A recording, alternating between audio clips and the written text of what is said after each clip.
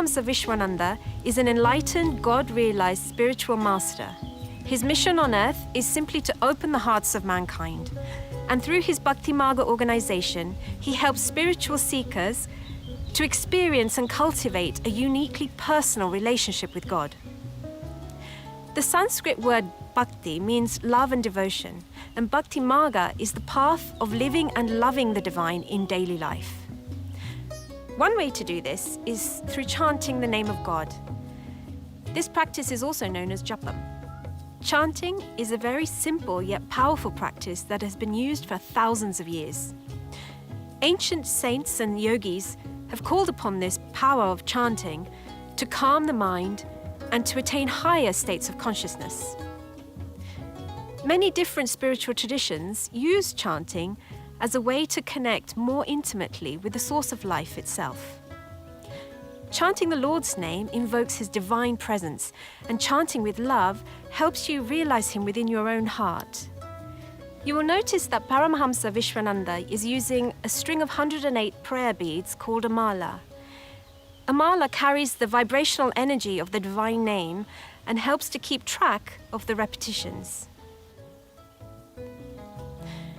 Paramahamsa Vishwananda will come online in just a few moments, and when he does, he will invite you to chant along with him for approximately 15 minutes.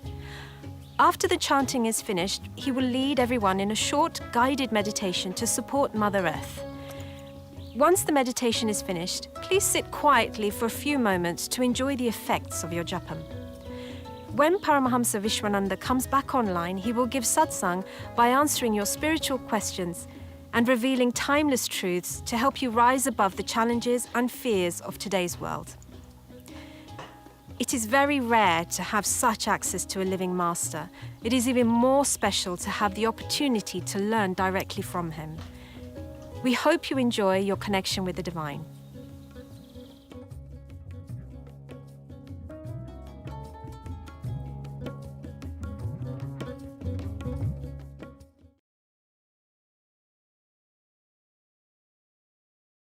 The eyes of a spiritual master? Come and experience it for yourself. Look into the eyes of real, unconditional love and let it open your heart. Paramahamsa Vishwananda is a God-realized master who lives in constant union with the divine. He lives at a place in the heart of Europe. It is called the home of the Divine Mother. From here, he is now giving what is called darshan online so that everyone can benefit. Darshan means divine sight, but simple words cannot do justice to the incredible experience of seeing and being seen by Him.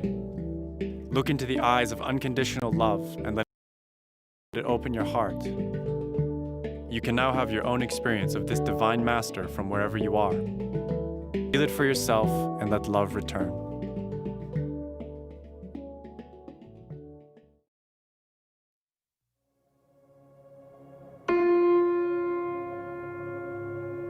What does kindness sound like in this time of distress? Caring for the others, caring for the world. We need to get together.